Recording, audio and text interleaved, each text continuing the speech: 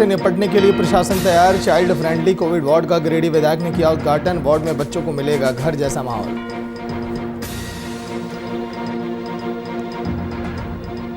दुमका में कोरोना से बचाने की तैयारियों में जुटा प्रशासन। वैक्सीन के प्रति कर रहे जागरूक। वैक्सीन लेने के लिए विशेष शिविर का आयोजन।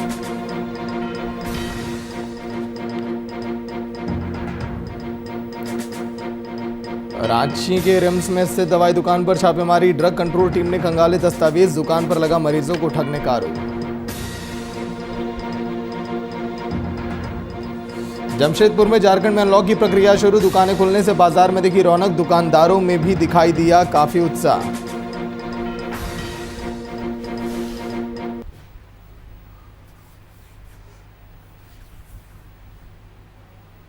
नमस्कार, बात झारखंड की में आप सभी का स्वागत। मैं आपके साथ सागर मिश्रा। जेएमएम ने बीजेपी विधायक दल के नेता बाबूलाल मरांडी और बीजेपी नेताओं पर कई गंभीर आरोप लगाए।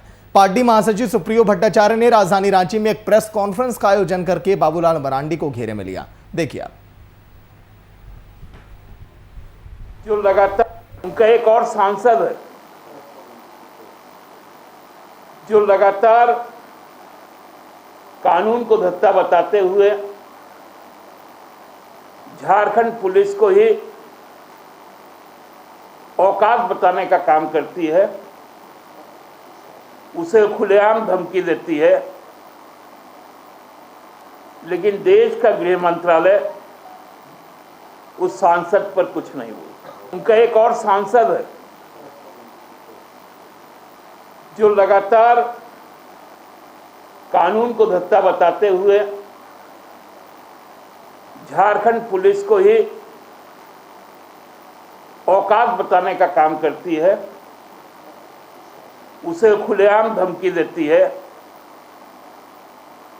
लेकिन देश का गृह मंत्रालय उस सांसद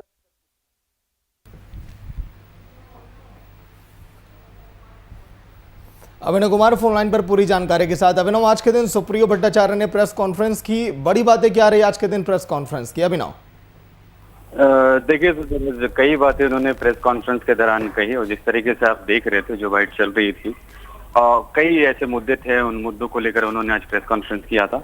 दरअसल आज अगर हम बात करें तो उन्होंने पूर्व सीएम जो है रघुवर दास की पोल पट्टी खोलने के मिशन पर बाबूलाल मरांडी लगे हुए हैं, ऐसी बात उन्होंने कही। साथ ही साथ अगर हम बात करें तो सुप्रियो भट्टाचार्य ने आज जो प्रेस कॉन्फ्रेंस किया है, उन्होंने बताया है कि पिछले दिनों जो है बाबूलाल साहेबगंज के कई हिस्ट्री सीटर कानून की नजर में फरार लोगों के संग मीडिया के सामने आए, ये सब बातें कही। साथ ही साथ उन्होंने नाम भी लिया, जो कि नाम जो हमारे पास डिटेल है कि अंकुश राजहंस, मुकेश शुक्ला व रीता देवी जैसी महिला के साथ उन्होंने झामुमो के केंद्रीय सचिव और बरहेट से जो विधायक प्रतिनिधि है पंकज मिश्रा पर अनर्गल आरोप भी लगाया। ये सभी लोग कानून की नजर में दागदार हैं या सरल लोग नहीं है, ये सब सारी बातें कही। साथ ही साथ उन्होंने कहा कि पूर्ववर्ती रघुवर सरकार में ये सभी लोग हिस्ट्री सीटर थे, भगोड़े साबित हुए थे।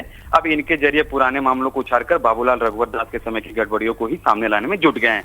उनका असली निशाना रघुवर पर ही है। तो साथ ही साथ देख रहे हैं कि कई मुद्दों पर उन्होंने अपनी बात रखी है और एक बात और उन्होंने कही है रूपा तिर्की को लेकर। रूपा तिर्की को लेकर आप देख रहे हैं कि किस तरीके से विवाद छुड़ा हुआ है और कहीं न कहीं ये मुद्दा हावी होता हुआ नजर आ रहा है। आज भी देखेंगे कि रांची के अलबट्टे चौक में आदिवासी समुदाय द्वारा वहां पर प्रदर्शन किया गया, सीबीआई जांच की मांग की गई और लगातार आप देखेंगे सागर की विपक्ष के द्वारा जो है रूपा तिर्की के मामले को लेकर सीबीआई जांच की मांग की जा रही है। तो वहीं सुप्रियो भट्टाचार्य ने प्रेस कॉन्फ्रेंस करके इस मुद्दे को उठाया और उन्होंने कहा है कि अभी एसआईटी की टीम वहां पर काम कर रही है। एसआईटी की रिपोर्ट आने के बाद जो भी परिवार वाले उनके कहेंगे, सीबीआई का इंटरपोल से भी जांच करवा ले, कोई इशू नहीं है। तो इन तमाम मुद्दों पर आज जो है प्रेस कॉन्फ्रेंस करके बातें कही। साथ ही साथ विपक्ष पे भी हमला किया सुप्रियो भट्टाचार्य ने। जी कार्य के लिए तो बाबूलाल मरांडी पर सुप्रियो भट्टाचार्य ने साधा निशान आज के दिन।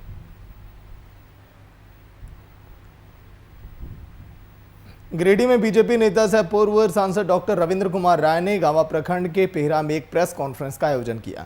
इस दौरान उन्होंने भारत सरकार की ओर से दी जा रही कोरोना वैक्सीन को पूरी तरह से सुरक्षित और कारगर बताया।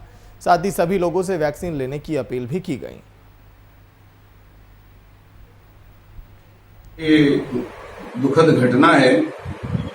आज मैं तिहिरा आया हूँ। हमारे भारतीय जनता पार्टी के वरिष्ठ इस क्षेत्र के कार्यकर्ता, पूर्व मंडल अध्यक्ष और मेरे प्रतिनिधि भी रहे हैं। श्री सौदागर साहब जी जो अपने बेटे के शादी के लिए बारात में जा रहे थे, रास्ते में कुछ असामाजिक तत्वों ने और योजनाबद्ध तरीके से उनके ऊपर हमला किया, मारपीट किया, छिनतई हुई। दुखद इस बात की हुई कि उस परिवार में के कुछ महिलाओं के साथ भी बदतमीजी की गई और मैं समझता हूँ ये कुछ असामाजिक मानसिकता के जो लोग हैं उनके द्वारा इस प्रकार की घटनाएं गांवा प्रखंड के समाज जीवन को कलंकित करता है और यहाँ की सामाजिक सौहार्द को भी बाधित करने का काम करता है।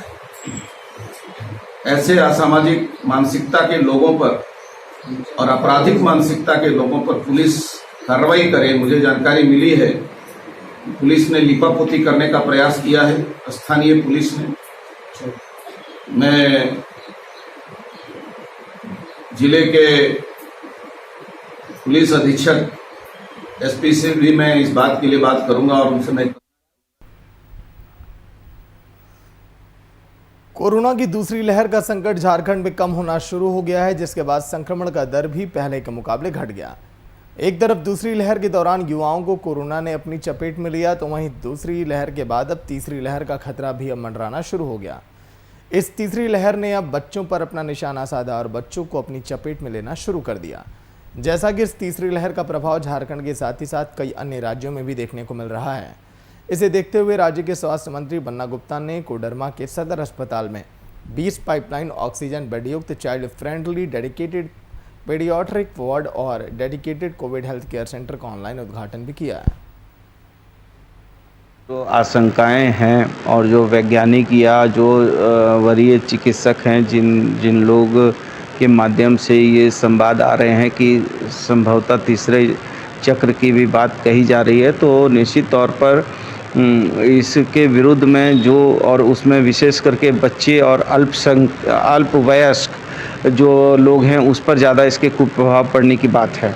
तो उसी को लेकर हम लोग तैयारी कर रहे हैं और माननीय मुख्यमंत्री जी ने अभी 1000 डॉक्टरों के साथ वेबिनार भी और कोरोना की तीसरी लहर के संकेत और उससे बच्चों पर पड़ने वाले दुष्प्रभाव की आशंका से निपटने को लेकर गिरिडीह जिला प्रशासन ने तैयारी शुरू कर दी। इसी कड़ी में गिरिडीह की बरमोरिया कोविड सेंटर में 20 वेंटिलेटर बेड का चाइल्ड फ्रेंडली कोविड वार्ड बनाया गया, जिसका उद्घाटन गिरिडीह विधायक सुदेवी कुमार सोनू ने civil surgeon doctor Siddharth Sanyal की मौजूदगी में किया है। इस चाइल्ड फ्रेंडली वार्ड को आकर्षक रूप से सजाया गया, जिसमें मनोरंजन के लिए भी कई साधन उपलब्ध कराए गए, जिससे बच्चों को बीमार अवस्था में भी घर जैसा माहौल मिल सके। हॉस्पिटल ये बना है तो एक छोटा सा हम लोग कॉर्नर बना है, इसमें लाइब्रेरी है, कुछ गेम्स हैं और बच्चों का जो थोड़ा कलर बुक्स है, कहानी है और कुछ खिलौना है, सॉफ्ट टॉयज है, बच्चे यहाँ आकर के देख सकते। जिले के उपायुक्त, स्वास्थ्य विभाग की टीम, इंजीनियरिंग डिपार्टमेंट के लोग, हमारे सहयोगी साथी, ये तमाम मिलकर इस बात के लिए प्रतिबद्ध हैं कि कोरोना की तीसरी लहर से पहले जिला मुख्यालय में 300 ऑक्सीजन सपोर्टेड बेड होंगे। इन 300 ऑक्सीजन सपोर्टेड बेड से उस तीसरी लहर का गिरिडीह जिला मजबूती के साथ मुकाबला करेगा। ये 300 बेड उन ऑक्सीजन सपोर्टेड बेड्स के अलावे हैं जो हमारे दूसरी लहर का प्रकोप कम होते ही अब तीसरी लहर की संभावना तेज होती जा रही है, जहां विशेषज्ञों का मानना है कि तीसरी लहर में बच्चे ज़्यादा प्रभावित होंगे, जिसे लेकर युद्ध स्तर पर तैयारियां स्वास्थ्य विभाग की तरफ से जारी हैं। कुछ दिन पहले उपायुक्त के निर्देश पर एक विशेष बैठक का आयोजन तीसरी लहर को देखते हुए किया गया, जहां इस बैठक में सिविल सर्जन समेत शिशु रोग विशेषज्ञ शामिल हुए और किस तरह से तीसरी लहर में सुरक्षित रहना है, इसे लेकर अपने अपने विचारों को भी साझा किया है।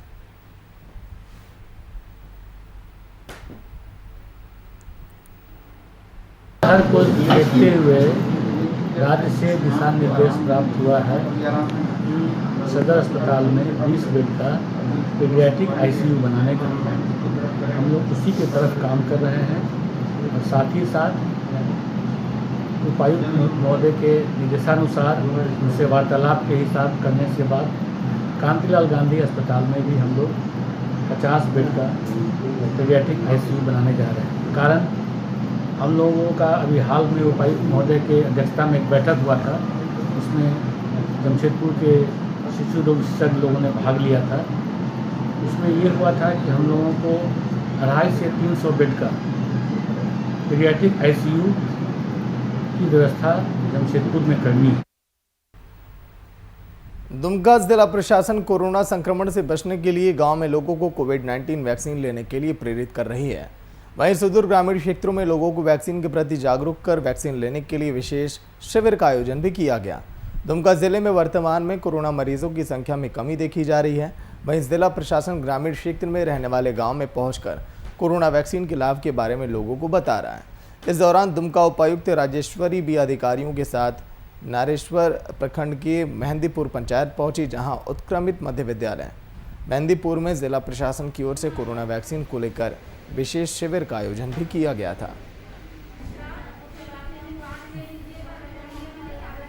आज हम लोग मेहंदीपुर पंचायत रानेश्वर ब्लॉक में आए हुए हैं। यहाँ पे ब्लॉक के द्वारा टीका का शिविर लगाया गया है। ऑलरेडी 40 लोग यहाँ पे टीका लिए हैं और ये सभी 45 वर्ष से अधिक हैं। पूर्व में ये लोग नहीं लिए थे, इनके मन में डर था कि टीका लेने से कुछ नकारात्मक उसका इफेक्ट रहता है, बुखार चढ़ता है, बीमारी होता है। लेकिन अब ये डर उनके मन में दूर हो चुका है, क्योंकि वो देख रहे हैं कि जो भी टीका लिए हैं वो कोरोना महामारी से और ज़्यादा। झारखंड हाईकोर्ट ने कोविड-19 से मरने वालों का अंतिम संस्कार धार्मिक रीति रिवाज के अनुसार कराने की मांग को लेकर दायर जनहित याचिका पर सुनवाई की। वहीं झारखंड हाईकोर्ट के अधिवक्ता धीरज कुमार ने कहा कि धार्मिक रीति रिवाज से अंतिम संस्कार को लेकर जमशेदपुर के महिला सामाजिक संगठन ने जनहित याचिका दायर की है, जिस पर कोर्ट ने सुनवाई करते हुए राज्य सरकार से 17 जून तक विस्तृत प्रति शपथ पत्र की मांग की। इस मामले की सुनवाई मुख्य न्यायाधीश जस्टिस डॉक्टर रवि रंजन और जस्टिस सुजीत नारायण प्रसाद की खंडपीठ में हुई है।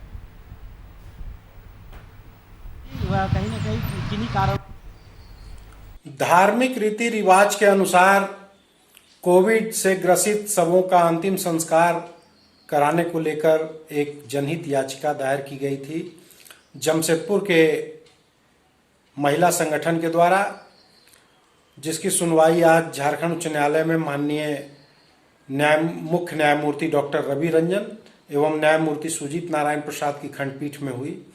माननीय खंडपीठ ने राज्य सरकार को 2 सप्ताह के अंदर इस पर विस्तृत जवाब दाखिल करने को कहा है।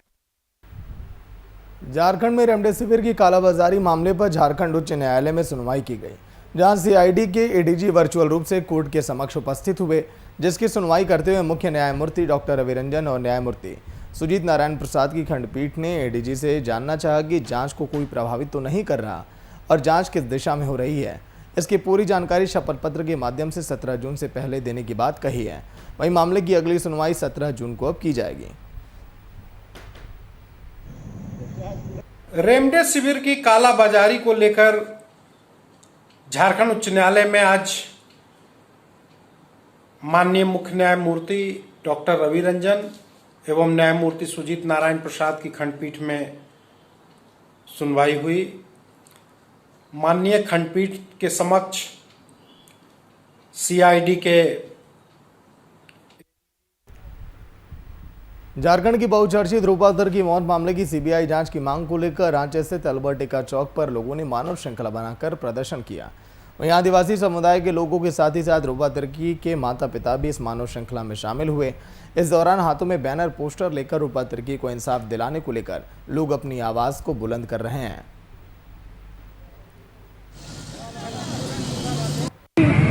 न्याय नहीं मिला है अभी तक, 1 महीना हो गया, अभी तक नहीं मिला है। क्या चाहते हैं आप? सीबीआई जांच चाहिए हमको सरकार तरफ से। अपना डिपार्ट वाला तो मुड़ने की कोशिश कर रहे हैं बार बार, अभी तक कुछ रिपोर्ट नहीं आ रहा है उधर से, सरकार भी जवाब नहीं दे रहे हैं। सीबीआई जांच हमको चाहिए। क्या लग रहा है जानबूझ के दबाया जा रहा है? दबाया नहीं जा रहा है, वो सब डिपार्ट वाला, वहाँ का डिपार्ट वाला सब दबाने की कोशिश कर रहे हैं बार बार। राज्य के सबसे बड़े अस्पताल रिम्स के परिसर में स्थित दवाई की दुकान पर ड्रग्स कंट्रोल टीम की ओर से छापेमारी की गई। वहीं इस दौरान दुकानदार पर मरीजों को ठगने का आरोप भी लगाया गया। साथ ही दवाई बिक्री में अनियमितताओं की सूचना मिलने पर ड्रग कंट्रोल विभाग की टीम ने छापा मारा। फिलहाल इस संबंध में कई दस्तावेज खंगाले जा रहे हैं। आम जनता को महंगी दवाइयों पर खर्च ना हो, इस परेशानियों से बचने के लिए दवाई की दुकान को रिम्स परिसर में स्थापित किया गया था।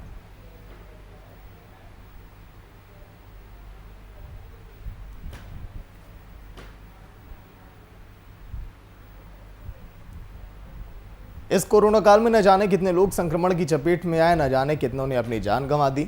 इस संक्रमण की रोकथाम के लिए वैक्सीनेशन काफी कारगर साबित हो रही है। इसी बीच झारखंड वासियों के लिए एक राहत भरी खबर सामने आई। राजधानी रांची के विभिन्न निजी अस्पतालों में अमेरिकन वैक्सीन रूस की तर्ज पर सिप्ला की ओर से कॉकटेल एंटीबॉडी उपलब्ध हो चुकी है, जिसकी कीमत 60,000 बताई जा रही। डॉक्टरों के मुताबिक ये कॉकटेल एंटीबॉडी कोरोना मरीज के पॉजिटिव होने पर दी जाएगी, जिससे उन्हें ऑक्सीजन की कमी नहीं होगी, उन्हें वेंटिलेटर पर रखने की ज़रूरत नहीं पड़ेगी। ये कॉकटेल एंटीबॉडी कोरोना को मात देने में काफ़ी कारगर साबित होगा। मोनोक्लोनल एंटीबॉडी कॉकटेल है, इसका आविष्कार अमेरिका में हुआ और ये दवाई मशहूर हुई कि इसको डोनाल्ड ट्रंप को जब कोविड हुआ तो उनको ये दवाई दी गई। विद 7 डेज अपना इलेक्शन कैंपेन पे फिर निकल गए। तो ये दवाई में खूबी ये है कि अगर इसको अर्ली स्टेजेस में दिया जाए तो ये कोविड के कीटाणु को एकदम ख़त्म कर देगा। तो ये दवाई अभी इंडिया में भी उपलब्ध है। हम लोगों ने बहुत जिद्दोजहद करके बहुत कोशिश करके इसको इंपोर्ट करवाया है।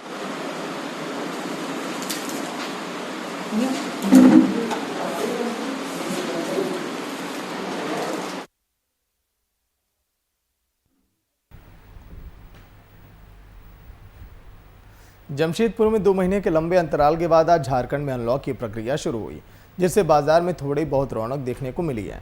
दुकानदारों में एक सप्ताह के बाद उत्साह दिखाई दिया और इक्का दुक्का ग्राहक आने शुरू हुए।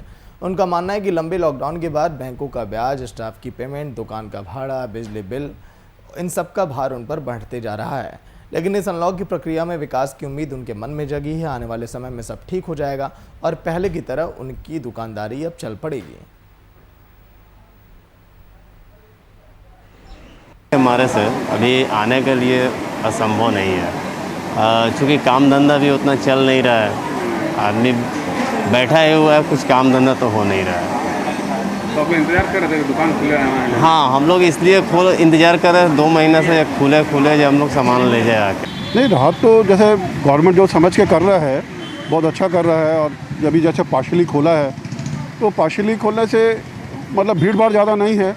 जिसको ज़रूरत का सामान है वही कस्टमर आ रहा है एंड इट इज़ गुड। मतलब गवर्नमेंट ऐसा नहीं कि बहुत अच्छा सोच समझ के काम कर रहा है और आस्ते आस्ते खोलेगा भी तो जिसको ज़रूरत है। कोरोना काल में खून की कमी को देखते हुए जमशेदपुर स्थित शहीद बाबा दीप सिंह गुरुद्वारा कमेटी की ओर से आज रेड क्रॉस सोसाइटी में रक्तदान शिविर का आयोजन किया गया। इसका उद्देश्य गरीब मरीजों की रक्त की कमी को पूरा करना होगा, जिसमें हर समुदाय के लोग बढ़ चढ़कर हिस्सा ले रहे हैं। ये जो मेन है इसका रक्तदान करने का एक मोटिव है। हर साल ऐसे कराते ही थे, पर इस बार जो कोविड-19 को लेके जो ये रक्त की कमी जो ब्लड बैंक में हो रही है, इस कारण से सभी संस्था, सभी धर्म के लोग, सभी वर्ग के लोग ब्लड डोनेशन कैंप का ऑर्गेनाइज कर रहे हैं। तो इसी को मुख्य रखते हुए हमारे सीताराम डेरा गुरुद्वारा प्रबंधक कमेटी ने भी ये जो गरीबों में जो ब्लड की बहुत दिक्कत किल्लत आ रही है और उनको ब्लड नहीं मिल पा रहा है,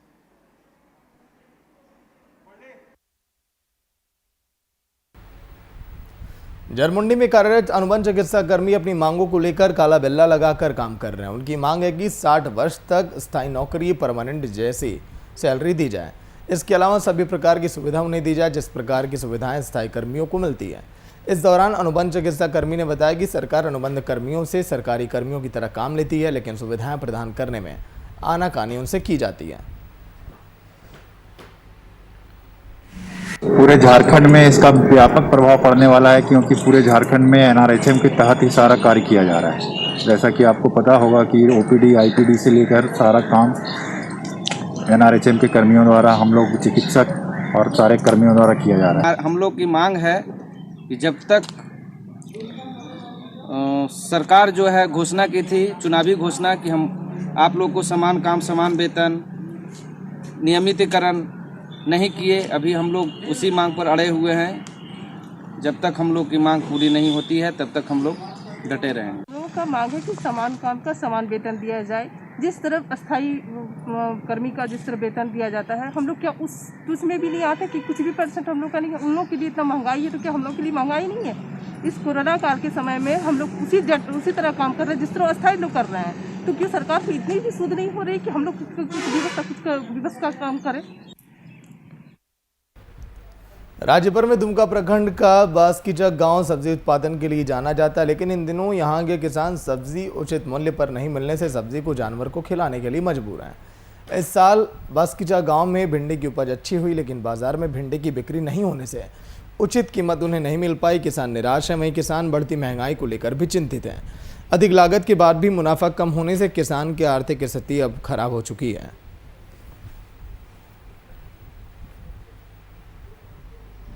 सरकार बोलने से क्या होगा? सरकार तो बोल देगा, बहुत कुछ गा देगा, लेकिन फसल हम लोग उपजाए, फसल बिक नहीं रहा है, गाय खा रहा है। उसके बाद बोला लोन माफ़ होगा, लोन भी नहीं माफ़ हुआ। बिजली बिल माफ़ हुआ तो वो भी नहीं माफ़ हुआ। और जब फसल करने जा रहे हैं तो फसल भी उसमें बहुत कुछ हम लोग का भी रोग होता है, जानवर खाता है, गाय चोर चंडाल सब खाता है। हम लोग कैसे जीवित बचेंगे? तो क्या लागत एक नया पैसा नहीं, हम लोग का एक नया पैसा लागत नहीं मिलेगी। किसी तरह हम लोग का जिंदगी बिता रहे हैं, वही है। जन्म हो रहा है बच्चा, उसको कि लेके हम लोग खेती करने जा रहे हैं। जो हम लोग सब्जी होता है उसमें किसान का एक पैसा लाभ नहीं है। जितना उपजाता है उसमें पैकार सब बेचता है। 20 रुपया 30 रुपया हम लोग का लेता है, 5 रुपया 4 रुपया 3 रुपया किलो। उसमें हम लोग का किसान का मरण है, 1 लाख 2 लाख रुपया पूंजी फंसाते हैं हम लोग। उसमें हम लोग का असल पैसा भी नहीं उठता है। इसमें हम लोग का कोरोना में चल रहा है, इसीलिए हम लोग का। राजधानी रांची में जमीन को लेकर विवाद और दखल करने का मामला कम होने का नाम नहीं ले रहा। ताज़ा मामला शहर के सुखदेव नगर थाना क्षेत्र के हेयल अंचल का है, जहां फर्जी कागजात बनाकर 7 एकड़ 16 डिसमिल जमीन बेच दी गई। दरअसल राज्य के सबसे पॉश अरगोड़ा इलाके में 10 एकड़ 88 डिसमिल गोल्डन जमीन है, जिस पर वहां के रैयत सालों से खेतीबाड़ी करते हैं, लेकिन जमीन के दलाल और माफिया जमीन के वॉल्यूम रिकॉर्ड में छेड़छाड़ कर और राजस्व कर्मियों की मिलीभगत से 7 एकड़ 16 डिसमिल जमीन बेच दी है। इस पूरे मामले में एक प्रशासनिक पदाधिकारी की मिलीभगत की बात भी सामने आई है। ये जो जमीन है ये ग्राम बजरा है, हेयल अंचल के अंतर्गत यह जमीन आती है। और इस जमीन को कोई विनोद कुमार सिंह है जो चानो निवासी का है, और उसी के द्वारा जो है 1938 का एक फर्जी डीड बना करके जो है इस जमीन को जो है 7 एकड़ 16 डिसमिल जो है बिक्री कर दिया गया है। जबकि उस डीड का हम लोग निबंधन कार्यालय में जो है सो छाया प्रति जो है सो सर्टिफाइड। बीते 29 मई को युवक के द्वारा आत्महत्या किए जाने के मामले में एक नया मोड़ ले लिया। यहां युवक के परिजनों के द्वारा इस घटना को आत्महत्या नहीं हत्या बताया जा रहा है। पूरा मामला जिले के नगर उंटारी थाना क्षेत्र के कोलझिकी गांव का है, जहां उसी गांव के निवासी तासउवर अंसारी के बेटे ने बीते 29 मई को आत्महत्या कर ली और उसका शव फांसी में लटका हुआ मिला। मिली जानकारी के मुताबिक मृतक ने प्रेम प्रसंग के कारण आत्महत्या की, लेकिन युवक के पिता का कहना है कि उनके बेटे की हत्या की गई। इसी आधार पर मृतक के पिता ने थाने में आवेदन दिया, जिसमें लिखा है कि उनके बेटे की हत्या उसकी प्रेमिका के घर वालों ने की है। ऐसे आत्महत्या का रूप दिया गया। फिलहाल पुलिस मामले की जांच में जुटी है।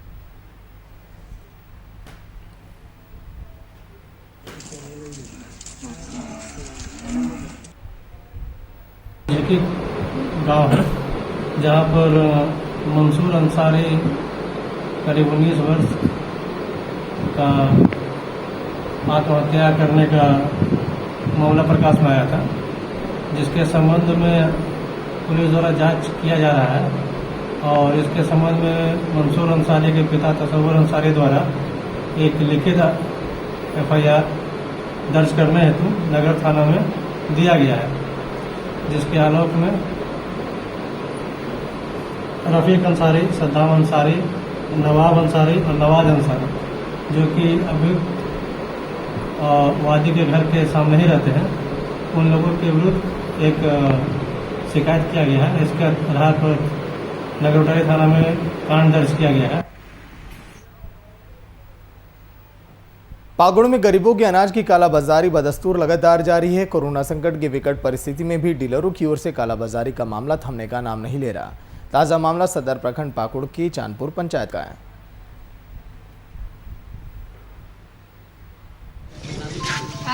আমাদের চাঁদপুর পঞ্চায়েতের ডিলার পরশুদিন মাল ঢুকেছে ফেরির মাল। আজ রাত 9টার সময়তে সেই মাল টোটো করে বিক্রি করতে প্রচার করছিল, ব্ল্যাক করছিল বাঙালে। গ্রামের লোক সেই টোটো ধরে পঞ্চায়েত ভবনে আটকে রাখে। আর গ্রামের লোক চাইছে না যে এই ডিলার আর থাকুক। এর আগে দুবার ডিলার সাসপেন্ড হয়েছে। ওই লাগি তো এটা গাদা পিছিয়ে আছে জি তোমাকে যা কইছে করে দিলে আর অন্য লোক আছে মুখ লাগবে না। তোমার ঘরে তোমাকে দিয়ে দিলে তো ওটাই হলো, আর লোক যা কইবে না কেন করলে ওকে। तो चलिए फिलहाल बात झारखंड के में इतना देखते रहिए VIP न्यूज़।